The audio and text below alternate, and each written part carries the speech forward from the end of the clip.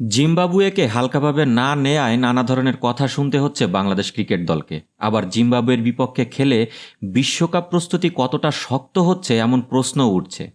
বাংলাদেশ দলের পেসার তাসকিন আহমেদ মনে করেন, জিম্বাবুয়ের বিপক্ষে মাঠের সাফল্য বিশ্বকাপের আগে উজ্জীবিত করতে পারে বাংলাদেশকে। জিম্বাবুয়ের বিপক্ষে ভালো করে যে আত্মবিশ্বাস বা কনফিডেন্স পাওয়া যাচ্ছে তা ফেক কনফিডেন্স মানতে নারাজ তাসকিন।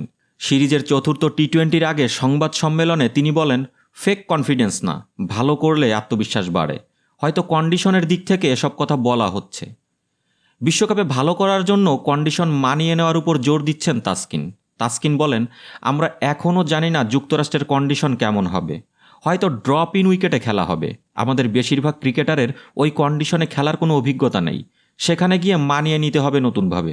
কন্ডিশন তো বদলাতে পারবো না, তবে আরেকটু স্পোর্টিং কন্ডিশন হলে হয়তো ভালো হতো।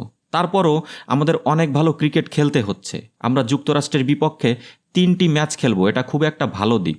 দ্রুত মানিয়ে নেওয়ার ক্ষেত্রে এটা সহায়ক হতে পারে।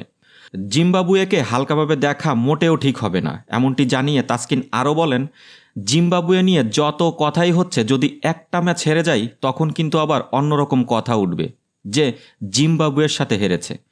জিতলেই কৃতিত্ব কম পাই, আর যদি হারি তাহলে পড়তে হবে কঠিন সমালোচনার মুখে।